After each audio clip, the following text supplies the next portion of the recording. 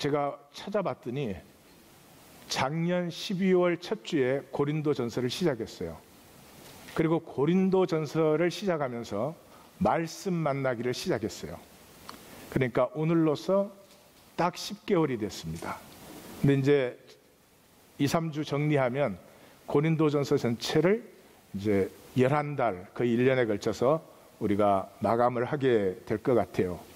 그리고 이게 말씀 만나기가 이제는 고린도전서가 끝나면서 이제는 정말 새로운 단계로 접어드는 그런 시간에 우리가 들어섰습니다. 말씀 만나기는 실력으로 되는 것도 아니고요.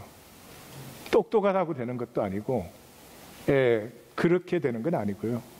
구하고 찾고 두드리는 사람이 만나는 것입니다. 구하고 찾고 두드리고. 근데 우린 그게 잘 안 돼요. 왜 안 되냐 그러면 돈이 안 되니까. 돈 되는 건 뭐 제가 말할 필요 없어요.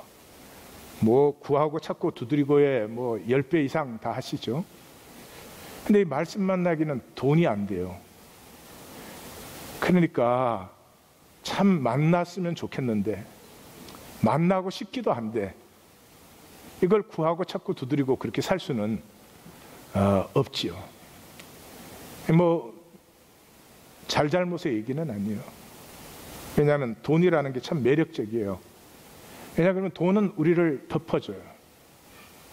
아무리 부족함이 있고 아무리 못남이 있어도 돈이 많으면 이상하게 다 덮여요. 굉장히 잘난 사람처럼 보여요. 아무리 잘났어도 돈이 없으면 그냥 나처럼 되는 거예요. 웃는 건 좋은데 비웃는 건 실례예요. 근데 단순히 그런 정도가 아니고 우리 인간은 덮음이 필요하잖아요. 왜냐 그러면 죄와 수치와 두려움이 우리 안에 있으니까요. 그게 없으면 인간이 아니죠. 그걸 어떻게 드러내고 살 수는 없어요. 그걸 가리고 살 수밖에 없어요. 적어도 이 땅에 이 4차원 세계에 있는 동안은 그걸 가려야만 살아요. 그게 이 세상이에요. 그런데 그냥 가리는 게 아니고 화려하게 가릴수록 잘 가려져요. 잘 가려진다는 말은 오히려 대접을 받아요. 중국이 어마어마한 발전을 했어요. 발전이라고 불러야 될지 어쩔지는 모르겠는데 제가 그 북한에 병원을 세울 때 그때는 뭐 매년 이렇게 중국을 들어가니까 중국 들어가서 북한 들어갔다 중국을 통해서 또 나오고 그러죠. 처음에 들어갔을 때 잊혀지지가 않아요. 북경, 베이징에서 밥을 먹는데 식당에 앉았는데 젓가락을 안 줘요. 그래서 음식이 나왔는데 젓가락이 없으니까 젓가락을 달라고 불렀어요. 종업원한테. 종업원이 옆에 사람이 먹고 나간 자리에 젓가락을 들더니 신문지로 쓱쓱 닦더니 줘요. 그게 그때 중국의 수준과 문화와 그랬어요. 뭐 올림픽 할 때 그때는 뭐 준비할 때 그냥 하루가 달라요. 하루가 다르게 바뀌어요. 지금 세상에서 제일 화려한 데가 중국입니다. 베이징이나 샹하이를 가면 뉴욕은 촌스럽습니다. 그 화려함 때문에 G2가 됐어요. 그 화려함 때문에 아무도 중국 무시 못해요. 근데 그 화려함의 실체는 14억 인구의 2%, 3%가 안 됩니다. 나머지 사람은 대부분이 너무 힘들어요. 그 화려함을 세우기 위해서 사람들이 어디서 왔어요? 저 농민 노동자들이 시골엔 돈이 없으니까 도시로 몰려들었죠. 무슨 안전 대책이 있는 그런 때가 아니잖아요. 다치는 사람들이 수도 없이 많아요. 수도 없이 많다는 말은 1000만 명 단위예요. 그 사람들은 몸뚱아리 하나로 사는 사람들. 애가 하나밖에 없거든요. 두 부부가 몸뚱아리로 살아가지고 애 하나 학교 보내는데 대학교 보내는 게 꿈이에요. 근데 둘 중에 하나가 다치면 가족 전체가 다 무너지는 거예요. 하나가 벌어서는 먹고 사는 것도 힘들어요.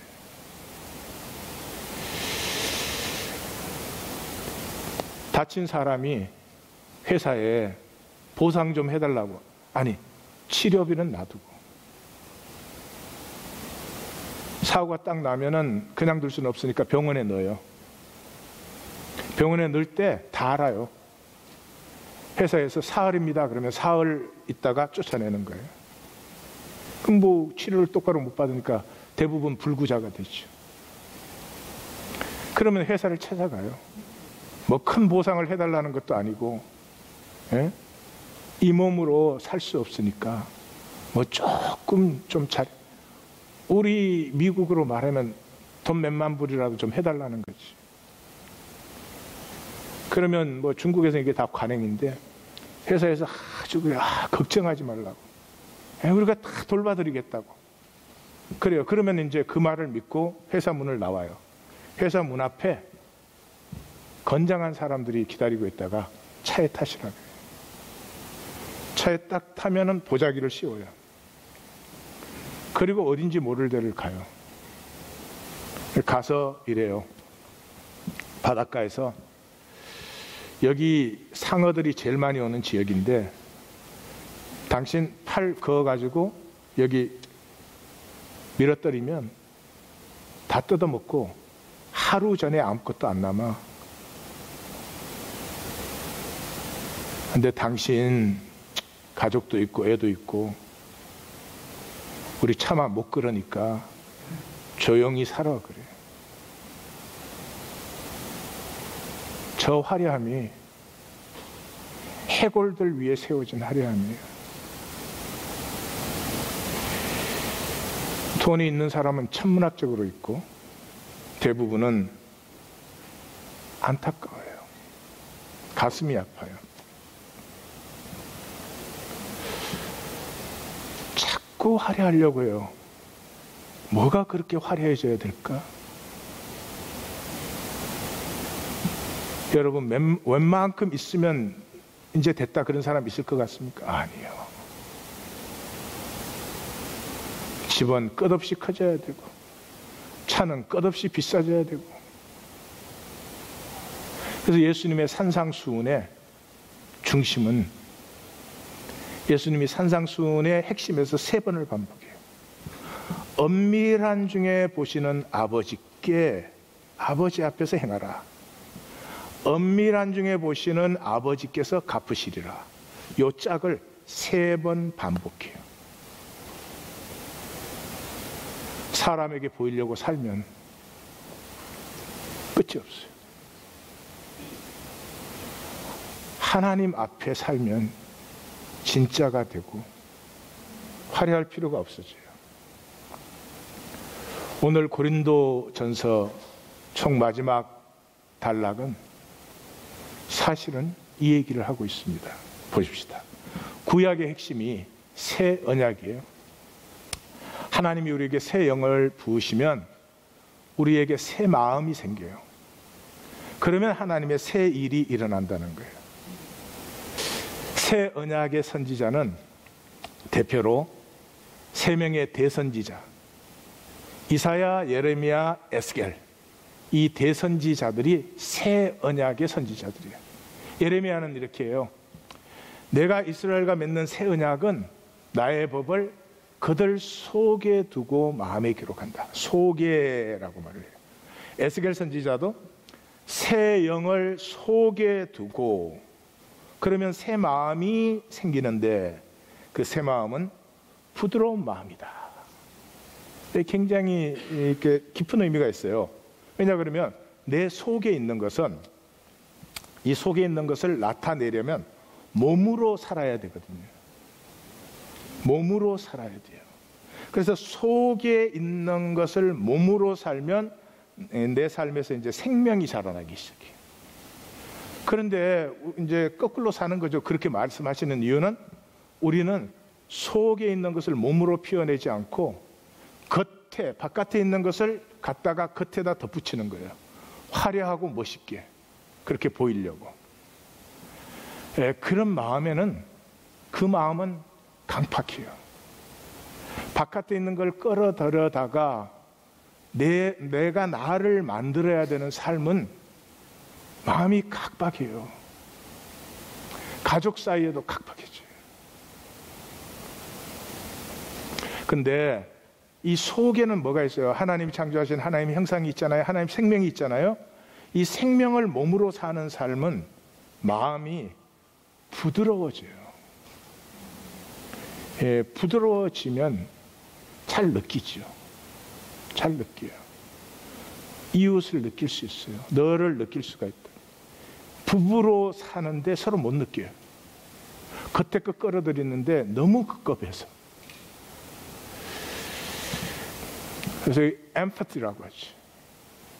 부드러운 마음이 있어야만 공감할 수 있고 너를 누릴 수 있고 이 자연을 누릴 수 있고 그러는 거죠. 거기서 피어나는 게 하나님의 새 일이에요.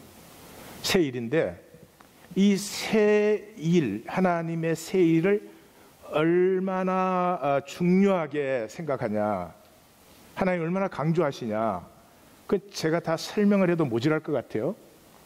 이사야 선지자가 이걸 굉장히 길게 얘기를 하는데 이중평행이라는 걸 써요. 성경에 보면 이중평행이 많이 나오죠. 중요한 걸 강조할 때마다. 그래봐야 한두 번 반복이에요. 여기서 몇 번 반복되는지 한번 보십시오. 너희의 구속자 이스라엘의 거룩한 여호와, 똑같은 게 평행으로 반복된 거죠. 그가 바벨론 사람을 쫓아낸다, 갈대아 사람을 도망케 한다. 반복된 거죠. 평행 이중 반복이에요. 바벨론은 나라 이름이고 갈대아는 지역 이름이에요. 그러니까 바벨론은 대한민국이고 갈대아는 한반도죠. 예, 바벨론 사람, 갈대아 사람 똑같은 말이에요. 여호와 너희의 거룩한 이 이스라엘의 창조자 너희 왕, 이 또 이중 평행이죠. 그가 뭘 하시느냐? 바다 가운데 길을 낸다, 큰 물 가운데 지름길을 낸다. 이중 평행이죠. 군대가 일시에 엎드러지고 꺼져가는 등불까지 소멸된다. 이것도 이중 평행이에요. 근데 바다 가운데 또 큰 물 가운데 지름길이 열리면서 군대가 일시에 엎드러지고 소멸된 것은 무엇을 얘기하는 거죠? 출애굽이에요. 출애굽. 근데 놀라운 역사가 18절에 출애굽은 이스라엘의 뿌리예요. 이스라엘의 기억의 중심이에요. 그게 이스라엘을 이스라엘 되게 한 거예요. 그런데 뭐라고 하느냐 그러면 이전 일을 기억하지 말라. 그러니까 지금 뭐를 기억하지 말라는 거예요? 출애굽을 기억하지 말라는 거예요. 옛적 일을 생각하지 말라는 거예요. 왜? 내가 새 일을 행한다는 거죠. 왜 하나님이 새 일을 행해야 돼요? 이 유대 백성이 옛날에 우리가 애굽을 탁 이고 나와가지고 말이지, 우리가 다윗 왕국을 세웠는데, 그래서 언제 우리가 또 그 무너진 다윗 왕국을 또 세울고, 그것만 생각하고 있는 거예요. 그것만. 사실은 다윗 왕국도 아니에요. 유대 사람들이 지금도 바라고 있는 건 솔로몬 왕국이에요. 솔로몬 왕국. 황금 성전에 그 어마어마한 제국을 일으키고, 위로는 아시리아, 밑으로는 애굽, 옆으로는 아직은 열리지 않았지만 바벨론 세력들과 어깨를 그르면서 한가운데서 이 강대국의 조정 역할을 했던 그 솔로몬 시대를 그렇게 그리워하는 거죠. 하나님이 나는 그거 하려는 게 아니다. 그게 내 뜻이었으면 그걸 영원하게 만들었지. 너희는 뭔가 잘못 보고 있다. 그래 하나님이 새 일이 필요한 거죠. 그래서 새 일을 행하리라, 이제 나타낼 것이라, 이중평행. 내가 반드시 광야의 길과 사막의 강을 이중평행. 자, 하나님이 그렇게 광야의 길과 사막의 강, 우리로 볼 때는 불가능하다고 생각되는 하나님의 역사를 이렇게 일으킬 때 그게 어떤 일이 일어나느냐? 덜짐승, 승냥이 타조도 나를 존경하고 광야의 물과 사막의 강을 내어서 내 백성이 사람으로서 불가능한 내 역사로 말미암아 사는 백성들이 일어나고 인간 제국이 기껏 해봐야 인간 다스리는 거 아니에요. 근데 온 만물과 자연이 나의 뜻을 존중하는, 그래서 이 백성은 나를 위하여 지은 백성이요 나를 찬송하게 된다. 이거 찬송가 부른다는 말이에요? 아니죠.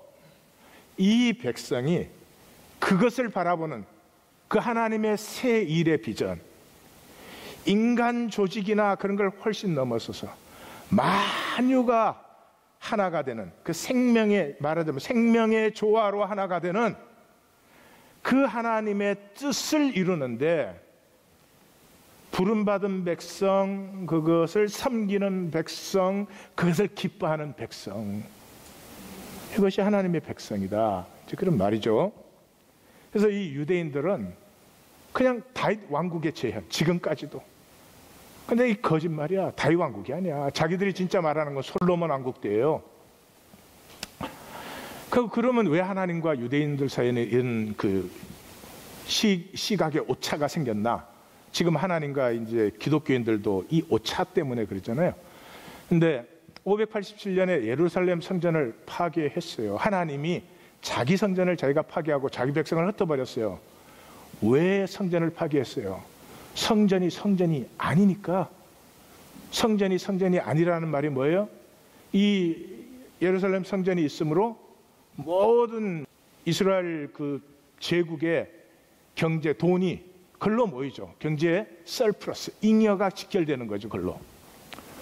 그 잉여가 이게 항상 문제죠. 그래서 이거를 알아챈 사람이 칼 막스예요. 칼 막스의 자본론이라는 건 경제의 잉여를 누가 주도권을 잡느냐, 그게 이제 모든 게 달렸다는 건데, 그게 사실이죠. 자, 그래서 서플러스가 생겼어요. 그런데 서플러스가 생긴 것은 야훼법에 의하면 어떻게 써야 돼요?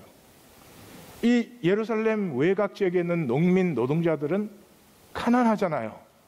그 사람들에게 돌려줘야 되고, 파종기가 되었는데 씨 뿌릴 종자가 없는 사람에게 그 씨 종자를 나누어 줘야 되고, 만약에 대여를 할 때는 이자 없는 대여를 하는 거죠. 그렇게 돼 있지 않아요? 레위기에도 나와 있고 신명기에도 나와 있고. 근데 그걸 안 했죠. 안 하고 뭐 했어요? 제사장들을 배불렸어요. 근데 제사장은 절대로 혼자서는 배불리지를 못해요. 그 사람들은 실제적인 힘을 갖고 있지 않으니까 정치, 경제가 필요하죠. 그래서 예수님 당시에 이 헤롯이 성전을 하나님 때문에 지었겠어요?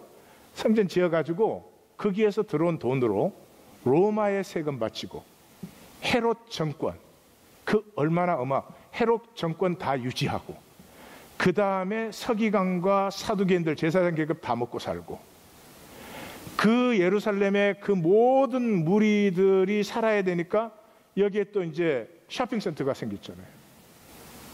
그래갖고 돈이 거기서 돌아요.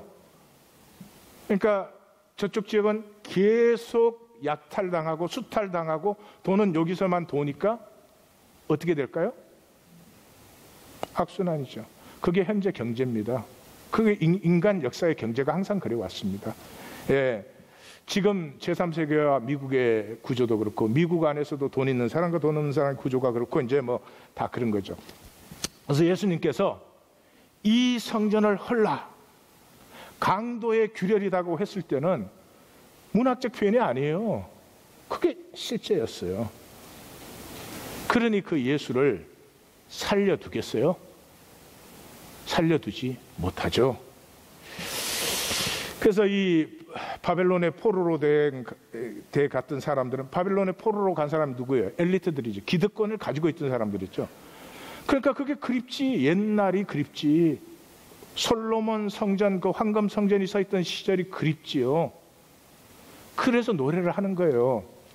성경은 얼마나 정말 이 참 진실되고 정직한 계신가, 이런 시편을 성경으로 만들어 놨어요.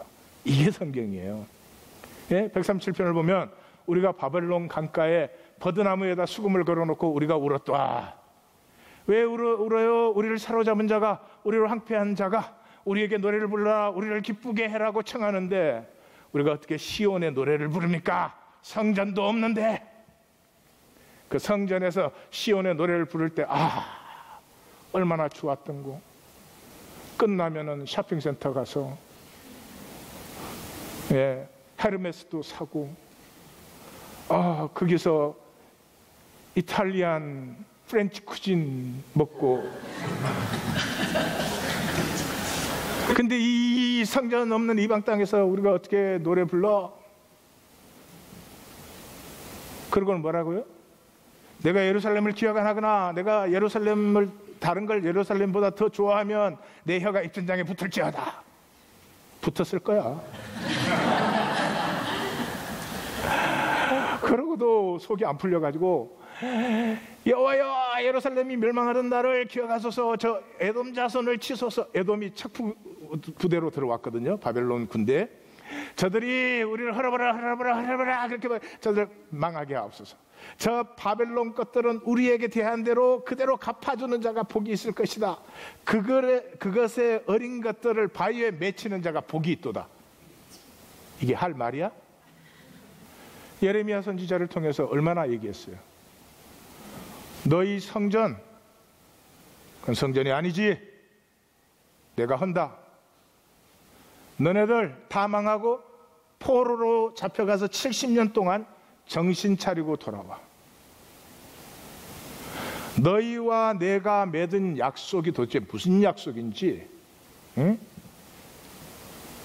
그거 반성하고 돌아와. 그랬는데 반성은 조금도 없고, 어쩌다 우리가 이렇게 망했냐? 응? 누가 복수 좀 해주라. 하나님이 그래 신실하시죠. 그래도 그걸 또 70년 만에 약속한 대로 데리고 와서 에스라와 느헤미야라는 구약 성경의 챔피언이죠. 이 두 사람을 합하면 예수님 되는 거죠. 그래서 데리고 와서 회복시켰어요. 여러분, 느헤미야 시대 때 그 황폐한 성벽을 쌓았어요. 자기들 스스로. 같이 사는 마음이 없으면 될 수가 없는 것입니다. 그렇게 해놓고 느헤미야가 딱 떠나니까 어떻게 됐어요? 다시 솔로몬 성전으로 다 돌아가 버렸어요.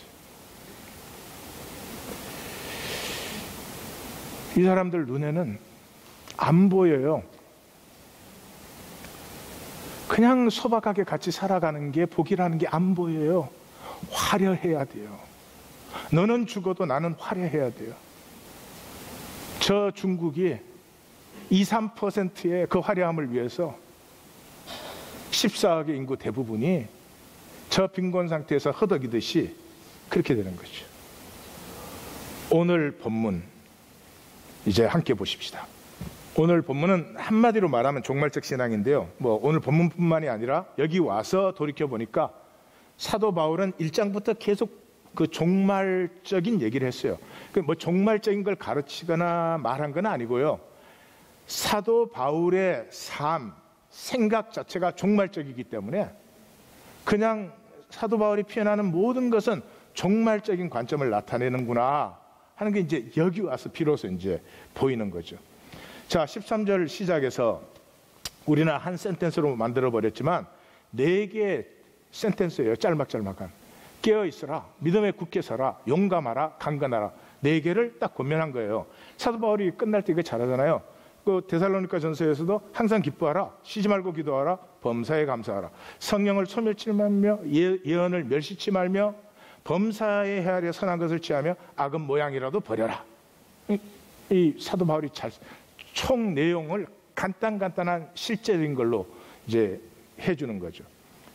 첫째, 깨어 있으라는 간단히 깨어 있으라는 건 종말적인 거 아닙니까? 예수님이 종말 비유에서도 3번 깨어 있으라고 하시고 겟세마네에서 깨어 있으라 3번 말씀하셨죠. 그래서 이 종말적인 것이죠. 그 깨어 있는 게 뭐죠? 믿음에 굳게 서는 거죠. 예, 굳게 서 있다가 이 주님 딱 오시기 직전에 넘어졌어. 그럼 아무 소용이 없죠. 오시기 직전에 잠이 들었어. 그럼 소용이 없지. 다섯 처녀처럼. 깨어 있어라는 말을 다른 말로 하면 믿음에 굳게 서 있는 거죠.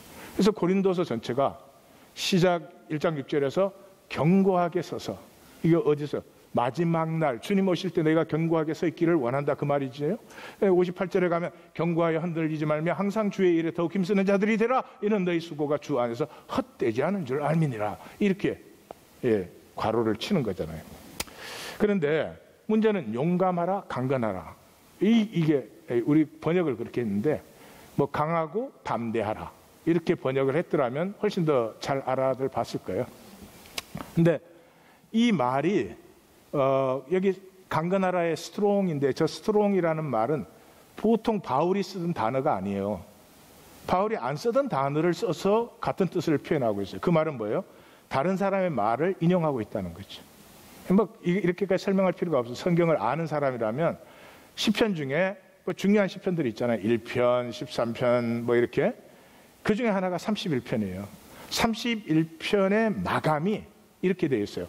여호와를 바라는, 이 바란다는 말은 종말적 재림을 바라는 거예요. 여호와를 바라는 너희들아 강하고 담대하라. Strong and courageous. 똑같은 단어가 나와요. 그래서 사도 바울이 지금 시편 31편을 쓰고 있다는 걸 알아야 돼요.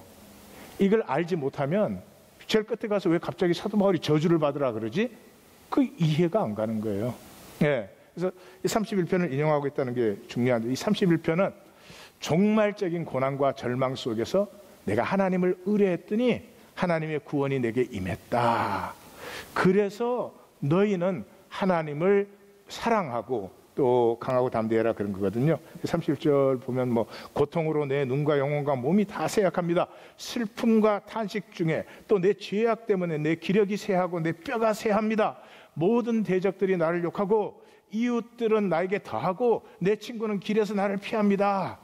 나는 뭐 살 소망도 없습니다. 그리하여도 나는 주를 의뢰하리니 나는 여호와 하나님을 내 주라고 고백합니다. 내 주라고 고백합니다.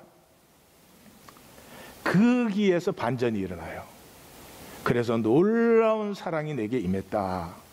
그러므로 여호와를 바라는 너희들아 강하고 담대하라. 그래서 여기서 깨어있으라, 믿음에 굳게 서라, 용감하라, 강건하라 그냥이 아니고요. 종말적 입장에, 종말이 왔을 때는 뭐예요? 모든 거짓과 진실이 드러나요. 그러니 여호와를 바라는 사람은 지금 어렵지만 강하고 담대하게 서 있을 수 있다. 이제 그런 얘기죠. 그래서 고린도서를 보면은 1장에 인사 끝나자마자 종말적 신앙으로 시작을 하잖아요. 기억나시죠? 카리스, 하나님의 은혜가 임했다. 그러면 카리스마, 은사가 풍성해진다. 은사가 풍성해지면 그 은사가 누구? 이하권이의 은사가 피어나고 열매 맺었을 때 이하권이 되는 거죠. 나의 나됨, 그 주님 앞에 설 나됨으로 흔들리지 말고 견고하게 서라. 이걸로 시작해가지고 오늘 16장 제일 마지막 단락에서 너희는 그 사랑으로 행하는, 아까 그랬죠? 우리 속에 있는 것은 몸으로 살아서 피워낸다. 그래서 이 사랑으로 행하라, 몸으로 피우는 생명. 사도 바울이 계속해서 강조해왔죠. 누가 지혜 있는 줄로 생각하거든, 누가 무엇을 아는 줄로 생각하거든, 너희가 선 줄로 생각하거든 넘어질까 조심해. 그리고 고린도 후서에서는 모든 생각을 사로잡고, 이 생각의 거짓, 생각으로 생각하면 내가 꼭 믿어요. 그것도 너무 잘 믿어.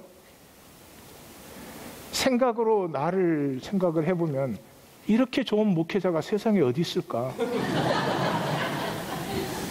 또 성도님들도 그렇겠지 뭐. 야, 생각으로 생각하면 뭐 이 정도 믿으면 됐지 뭘 더 믿나 뭐.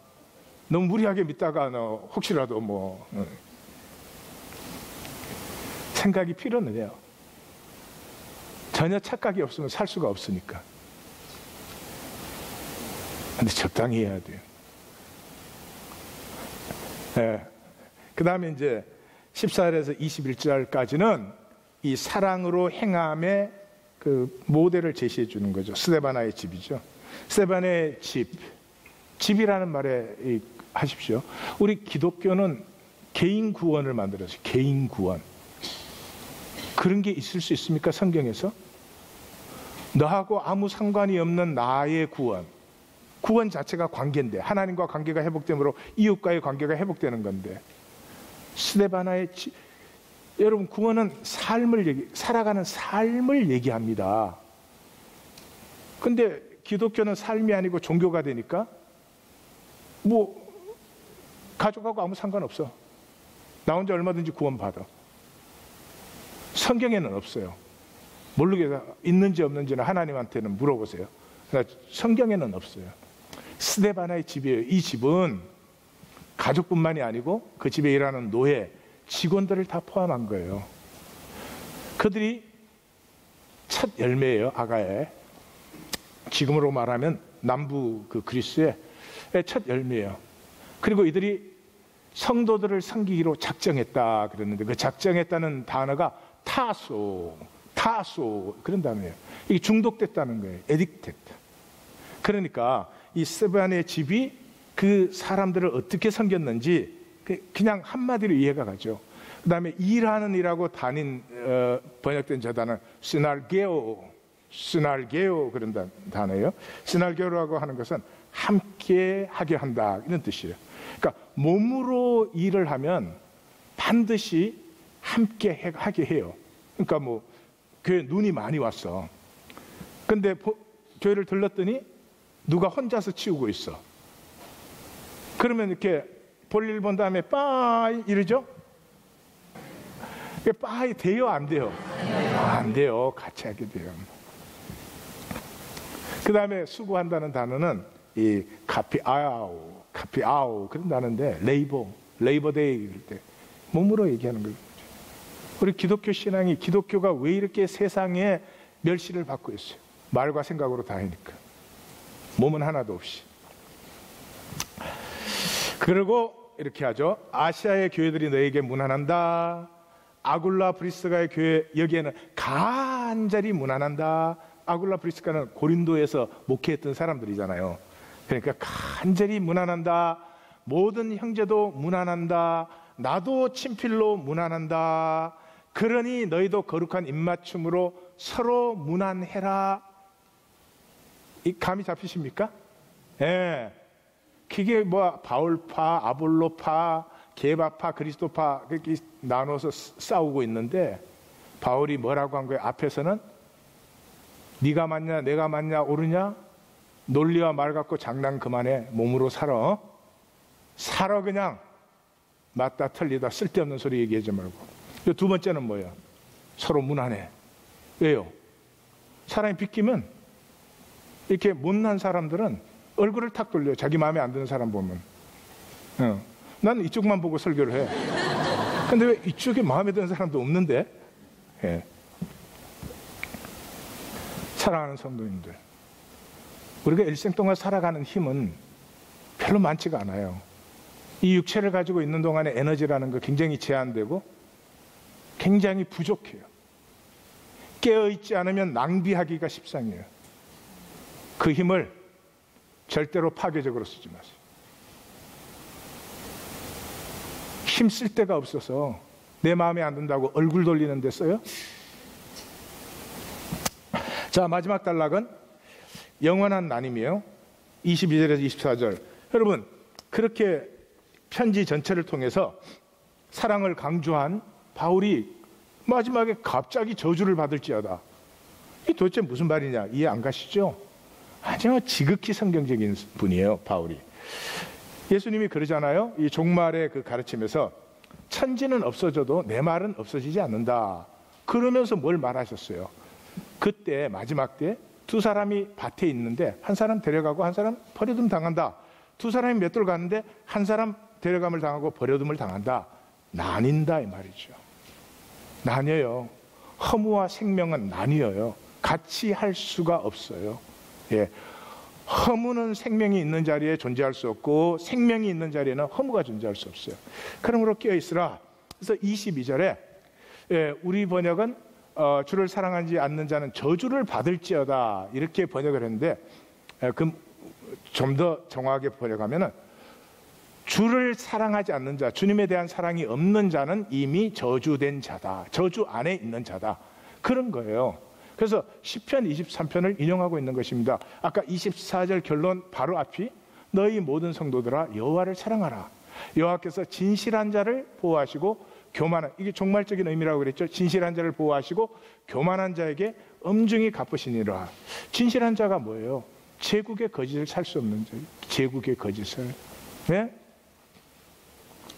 만약 우리가 중국에 있다면 그 내가 좀 더 가지기 위해서 저 수많은 사람이 그 삶이 약탈당하고 파괴되고 깨어지고 그러는데 저 사람들은 뭐 어쩔 수 없지 사정이 그러니 나라도 잘 살아야지, 그렇게 살 수 없는 사람을 진실한 자라고 하는 거예요. 제국의 거짓을 그렇게 받아들이고 살 수가 없죠. 그러니까 시편적으로 표현하면 악인의 꾀, 죄인의 길, 오만한 자의 자리에 앉을 수 없는 사람이에요. 교만한 자는 누구예요? 이 지난주 말씀드린 한병철 씨의 이 피로 사회에 자기 공로, 자기 성취에 미친 사람들. 우리 모두예요. 저는 이 시대에 가장 큰 문제가 목회가 성공하기 위해서 하는 것이다. 목회를 해도 내 성공, 이거 목회자가 잘못하고 이런 게 아니잖아요. 이미 문화 전체가, 세상 전체가 그렇게 돌아가 버리는 거죠. 그런 사람이 대접받고 인정을 받는 것이죠. 좀 힘들고 그렇게 환영받지 못해도 하나님의 진실을 전하고 싶은, 지금 당장 받아들이지 않아도 언젠가는 그 말씀 때문에 저 영혼이 살아나야 될 그런 목회가 힘들죠. 목회자만의 책임이 아니고요, 성도들 자체가 그런 목회를 좋아합니다. 좋은 말 해주고 사람이 많이 모이고 화려한 교회를 가고 싶어요. 그래서 고린도전서 이미 앞에 바울이 그랬죠.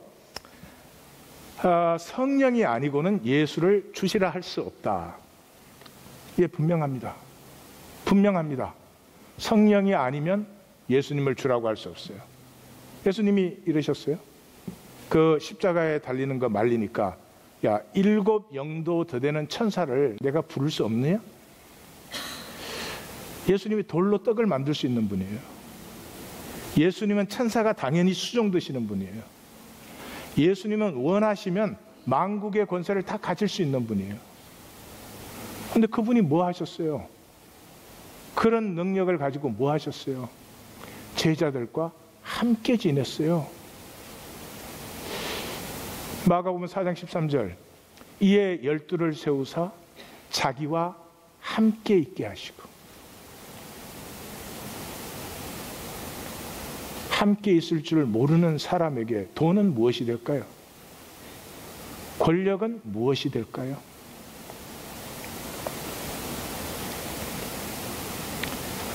이 사회가 정말로 구원되는 것은 이 사회 체제를 뜯어고쳐서 모든 사람이 똑같이 돈을 갖도록 그렇게 만드는 걸까요? 아닙니다.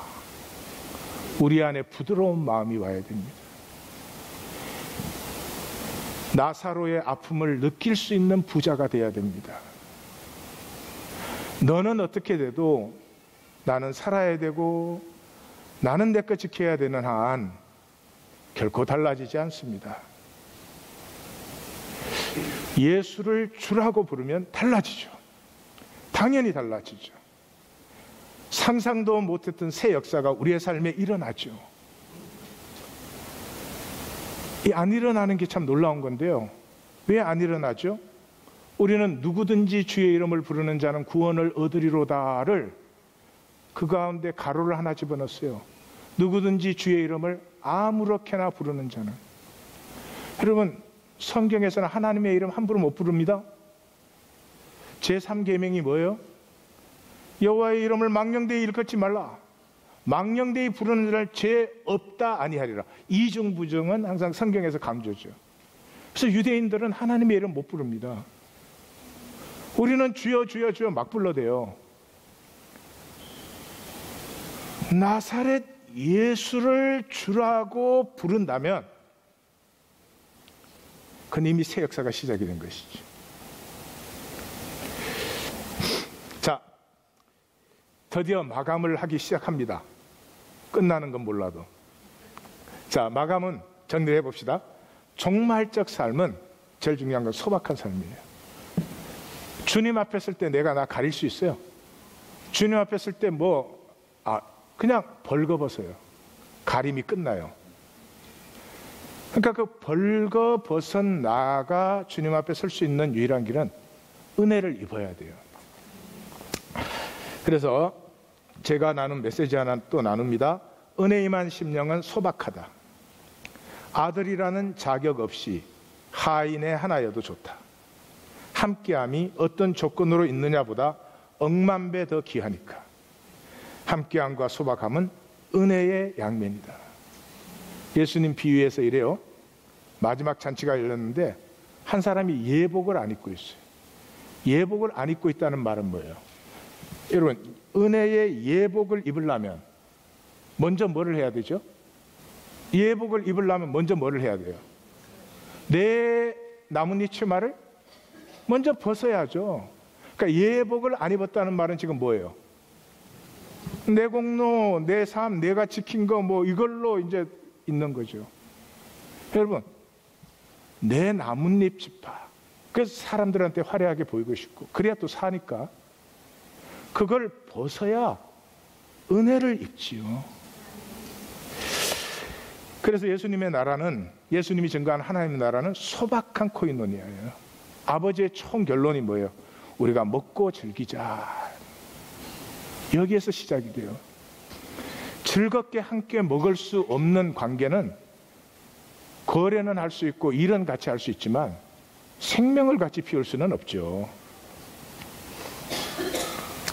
그래서 사도 공동체를 뭐라 그래요? 사도행전에서는 부활하신 주님과 음식을 먹은 우리, 그렇게 표현을 하는 거죠. 참 놀랍지 않습니까? 모든 지혜와 능력을 가지신 예수님이 이 땅에 오셔서 원하시면 뭐든지 할 수 있었을 거예요. 근데 그 제자들을 불러서 3년간 그냥 같이 하셨어요. 이에 12를 부르사 자기와 함께 있게 하시고. 오늘 한 번은 질문을 해보세요. 나와 즐겁게 함께 해줄 사람이 한 사람은 있는가? 내 모습대로, 벌거벗은 내 모습대로 나와 즐겁게 함께 해줄 사람이 한 사람은 있는가? 만약에 한 사람도 없으면 좀 우리 자신이 불쌍해지는 거잖아요. 왜 없어요? 나 잘난 척 만드느라고, 나 화려하게 만드느라고. 이 인간 종교로는 안 보여요. 니고데모는 얼마나 훌륭한 사람이에요. 종교인으로서는 거의 기적적인 사람이죠. 근데 니고데모에게 안 보여요. 예수님이 사람이 거듭나지 않으면 하나님 나라에 들어갈 수 없다라고 말하기 전에 볼 수 없다라고 먼저 말했어요. 그러니까 이 화려한 것만 보는 사람들은 이 소박한 가치함은 아무것도 아니야. 아무 가치가 없는 것 같아요. 그게 진짜 가치인데, 그게 구하고 찾고 두드려야 될 것인데 보이지가 않는 거죠. 십자가는 무엇이죠? 나의 죄악, 이 부정성을 쓱 가리고 없는 척. 나 성공적이고 훌륭한 사람, 나 대접하세요. 나 대접받을 만한 사람이에요. 나 굉장히 노력해서 성공했어요. 그게 아니고요. 내 죄와 악과 부정성을 낫으로 품어 안을 수 있어요. 이건 내게서는 안 나와요. 은혜가 임했을 때 나는 죽어도 좋은 죄인이 됩니다. 그때 내가 소박해져요. 그냥 우리는 다 물이 들어있어요. 말 한마디에도 질 수가 없어요. 일부러 그러는 게 아니에요.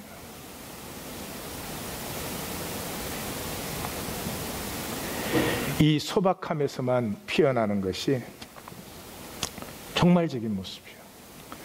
제 메시지 하나 더 나눌게요. 소박함이 종말적 모습이다. 소박함이 종말적 모습이에요. 마지막 주님 앞에 설 때는 가릴 수 없어 소박한 자신이 된다. 소박하면 필요만으로 자족하고 좋은 것은 무조건 원하는 그 욕망에서 자유한 종말적 신앙이 된다.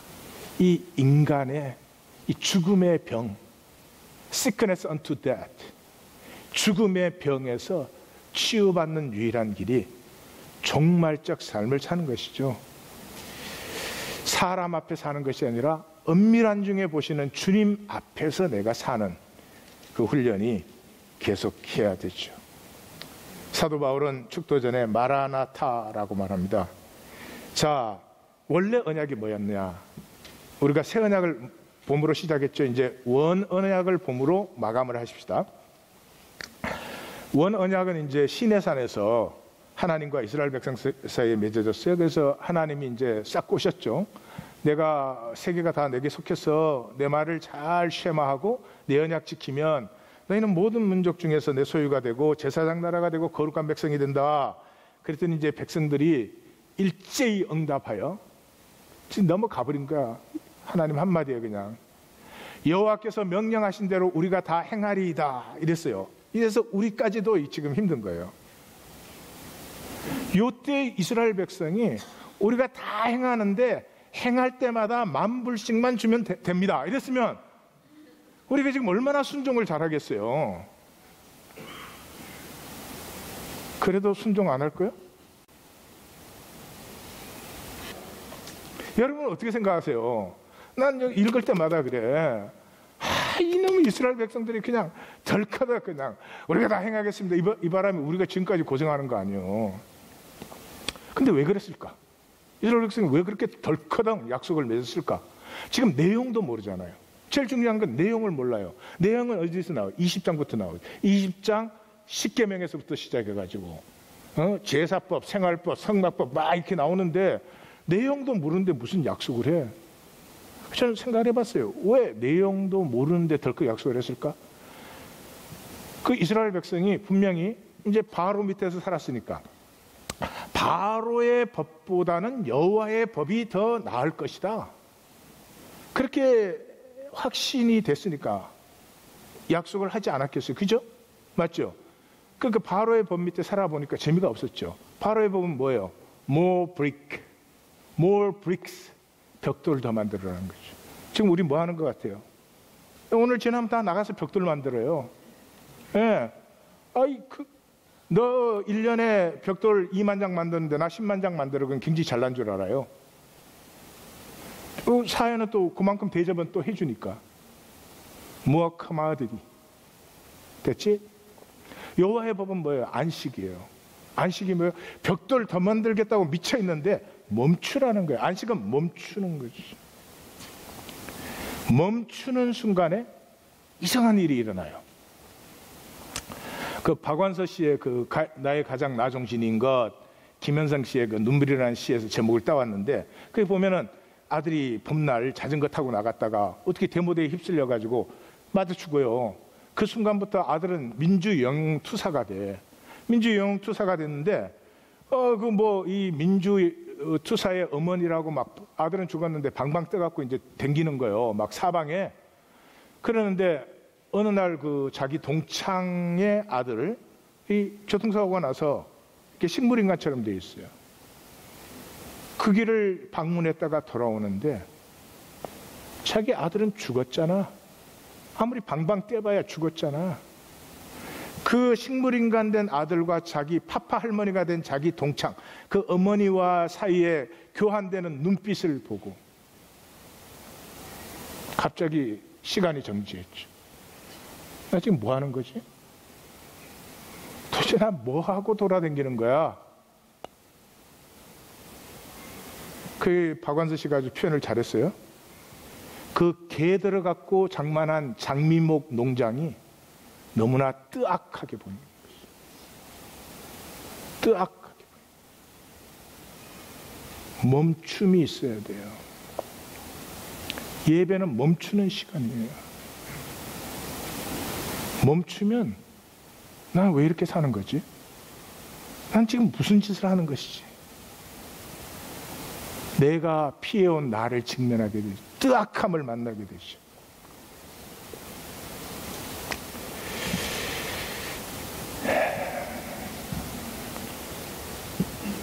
우리 모두는 금송아지를 좋아해요. 금송아지는 요구하지 않아요. 금송아지는 이렇게 살아라 그러지 않아요.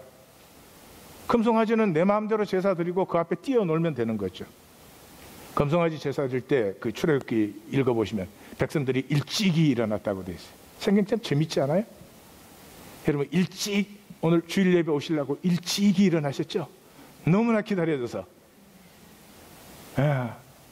일찍 일어나 제사를 드리고 앉아서는 먹고 마시고 서서는 뛰어놀았더라 그래요. 이거 좋아하죠. 근데 여호와는 누구예요? 그렇게 금송아지 만들어 가지고 이제 우리는 다 죽었다 혼날 거다 그러고 올라갔더니 뭐라 그랬어요? 여호와라 여호와라 자비롭고 은혜롭고 노하기를 드리하고 인자와 진실이 많은 하나님이라 인자를 천대까지 베풀며 악과 가실과 죄를 용서하리라. 좋습니까? 좋습니까? 여러분 좋습니까 이 말이? 정말이요? 안 좋아요. 옆에 분에게 이렇게 한번 말해봐. 내가 너 죄를 용서하마. 우리는 다 서로 죄가 많거든요. 좋아요 싫어요? 잘 들으십시오. 우리는 은혜를 좋아하지 않습니다. I did it. 이걸 좋아합니다. I did it. 이거 한번 하려고 평생을 종노릇 하는 거예요. 소박한다로 살면 되는데 소박한다가 되는 건 내 결단으로도 되는 것도 아니고요. 오직 은혜 받음으로. 은혜가 임하면 은혜가 임했다는 말은 아버지의 아픈 가슴을 만나요.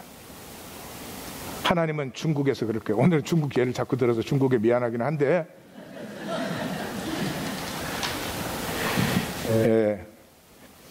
하나님은 중국 땅에 계시면 빌딩 안 보여요.